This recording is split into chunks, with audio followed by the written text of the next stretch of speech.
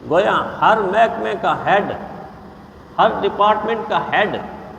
جو اس محکمے کے اوپر بیٹھا ہوا ہے، اس محکمے کا جو سربراہ ہے، جس کے نیچے پورے کا پورا محکمہ چل رہا ہے، اس محکمے میں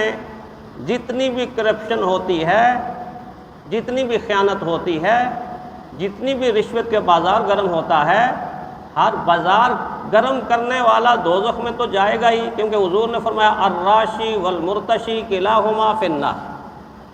دینے والا ہو، لینے والا ہو، اس کے ساتھ معاملہ کرنے والا ہو، یہ سارے کے سارے دوزخ کے انگارے ہیں، انہیں دوزخ میں جانا ہے۔ لیکن اگر نیچے والا کر رہا ہے، ایک نہیں کر رہا، 20 کر رہے، اور ہیڈ آف ڈپارٹمنٹ